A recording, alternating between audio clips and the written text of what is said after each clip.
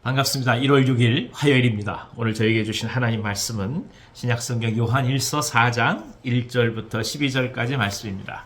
요한일서 4장 1절에서 12절까지의 말씀입니다. 읽어드리겠습니다. 사랑하는 자들아, 영을 다 믿지 말고 오직 영들이 하나님께 속하였나 분별하라. 많은 거짓 선지자가 세상에 나왔습니다. 이로써 너희가 하나님의 영을 알지니 곧 예수 그리스도께서 육체로 오신 것을 시인하는 영마다 하나님께 속한 것이요, 예수를 시인하지 아니하는 영마다 하나님께 속한 것이 아니니 이것이 곧 적 그리스도의 영이니라. 오리라 한 말을 너희가 들었거니와 지금 벌써 세상에 있느니라. 자녀들아, 너희는 하나님께 속하였고 또 그들을 이겼나니 이는 너희 안에 계신 이가 세상에 있는 자보다 크심이라. 그들은 세상에 속한 거로 세상에 속한 말을 하매 세상이 그들의 말을 듣느니라. 우리는 하나님께 속하였으니 하나님을 아는 자는 우리의 말을 듣고 하나님께 속하지 아니한 자는 우리의 말을 듣지 아니하나니 진리의 영과 미혹의 영을 이로써 아느니라. 사랑하는 자들아, 우리가 서로 사랑하자. 사랑은 하나님께 속한 것이니 사랑하는 자마다 하나님으로부터 나서 하나님을 알고 사랑하지 아니하는 자는 하나님을 알지 못하나니 이는 하나님은 사랑이심이라. 하나님의 사랑이 우리에게 이렇게 나타난 바 되었으니 하나님이 자기의 독생자를 세상에 보내심은 그로 말미암아 우리를 살리려 하심이라. 사랑은 여기 있으니 우리가 하나님을 사랑한 것이 아니요 하나님이 우리를 사랑하사 우리 죄를 속하기 위하여 화목제물로 그 아들을 보내셨습니다. 사랑하는 자들아, 하나님이 이같이 우리를 사랑하셨은즉 우리도 서로 사랑하는 것이 마땅하도다. 어느 때나 하나님을 본 사람이 없으되 만일 우리가 서로 사랑하면 하나님이 우리 안에 거하시고 그의 사랑이 우리 안에 온전히 이루어지느니라. 아멘. 예수님이 육체로 이 땅에 오신 사건은 우리가 보통 하나님의 성육신이라고 표현을 합니다. 이것은 원래 헬라 철학에 근거를 둔 사람들의 생각에서는 사실 이해할래야 이해할 수 없는 이야기였습니다. 왜냐하면 육체는 언제나 악하다고 생각했고 그리고 본질이 아니라고 생각했던 사람들에게 하나님이라는 선한 존재가 악한 육체의 몸을 입고 이 땅에 온다는 사실이 그들이 갖고 있었던 헬라 철학의 기반 위에서는 도저히 성립할 수 없었다는 뜻입니다. 그래서 언제나 이단들은 예수님의 성육신 그 자체가 과연 어떤 것이 맞는 것인지에 대한 수많은 잘못된 이론들을 표출함으로써 사람들을 마음을 흔들어 왔다는 것입니다.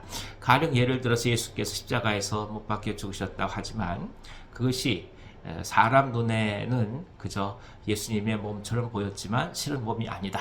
예컨대 가현설을 주장할 때도 있고, 또 육체가 악한 것이기 때문에 육체는 그 어떤 것을 행한다 할지라도 중요한 것은 아니다. 그래서 함부로 방종을 향해 갈 수밖에 없었던 영지주의가 또 하나가 있습니다.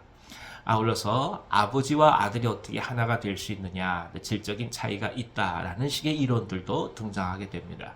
그러니까 초기교회의 모든 이단 그리고 이 신앙에 있어서 문제가 되는 교리적인 싸움은 결국 예수님을 어떻게 해석할 것이냐, 그러니까 곧 기독론, 그리스도론에 중점을 둔다고 볼 수가 있습니다. 오늘 사도 요한은 이에 대해서 분명히 말씀을 하죠. 그리스도께서 육체로 오신 것을 시인하는 영마다 하나님께 속한 것이다. 그러니까 당연히 예수께서는 육체로 오신 것이고 육체로 예수께서 오셨다는 것을 믿음으로 고백하는 자들, 그들이 바로 하나님의 사람들이다. 이렇게 선언하고 있는 것입니다. 예수께서 우리 가운데 오셨다라는 것은 하나님의 성육신을 이제 굳건히 믿는다는 뜻이고, 그리고 이 육체를 입고 오신다는 사건이 헬라 철학을 바탕을 갖고 생각하는 사람들처럼 악한 육체에 하나님의 영이 깃든다는 의미가 아니라 오히려 가장 인류를 사랑하시고 그리고 온유를 사랑해 가시는 하나님의 사랑이 이 극치로, 그러니까 극대화된 모습으로 성육신을 보고 있다라는 것입니다. 그래서 이 하나님의 성육신 예수 그리스도의 몸으로 오신 사건은 우리에게 참 많은 것을 시사해 준다 볼 수 있습니다. 하나님 우리를 사랑하셔서 죄를 속하시려고 화목제물로 그 아들을 보내셨다라는 것이 가장 중요한 선언인 것이죠. 제물로 보내셨다는 거죠. 하나님과 인간 사이가 멀리 떨어질 수밖에 없는 죄로 인한 간극이 너무나 큰데 그 사이를 해결해 주고자 그 아들을 사람으로 보내셔서 그 사람으로 보낸 아들을 죽이심으로 화목제물이 되게 하셔서 하나님과 인간 사이의 진정한 화해를 이루셨다라는 것입니다. 그러니까 우리가 성육신을 바라볼 때 항상 기억해야 될 것이 무엇이겠습니까? 화해입니다. 성육신은 화해를 가능하게 한 하나님의 사랑인 것이죠. 다시 말씀드리면 하나님의 사랑은 성육신에서 드러나는 것이고 그리고 그 성육신은 진정한 의미의 화해를 이룬다고 보는 것이죠. 그런 의미에서 오늘 우리가 하나님의 사랑을 확인해가는 방법이 뭐냐? 결국 우리 안에 그리스도께서 거하시는 성육신을 또 한번 깊이 사모하며 그 삶을 살아가는 것인데 그게 바로 드러나는 삶이 사랑의 감의 삶이요 사랑에 대한 결단이라고 오늘 성경은 저희 가운데 말씀하고 있습니다. 이같이 우리를 사랑하셨은즉 우리도 서로 사랑하는 것이 마땅하도다. 그 말씀인 거죠. 사랑하는 여러분, 오늘 하루 우리에게 또 주어진 시간이 있습니다. 어떤 삶을 살지는 우리에게 선택에 많은 기회가 있죠.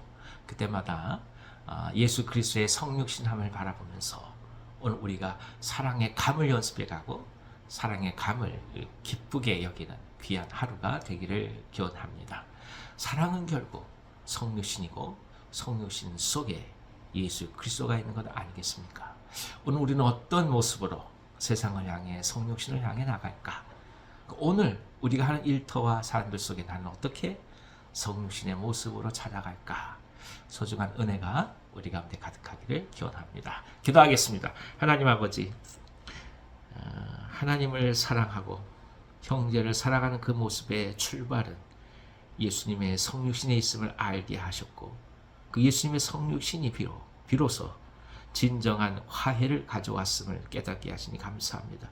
우리가 화해의 사람들이 되게 하시고 주님께서 주신 성육신의 삶을 바라보면서 그런 삶을 우리 삶 속에서 하나 둘씩 누려갈 수 있도록 인도해 주시옵소서.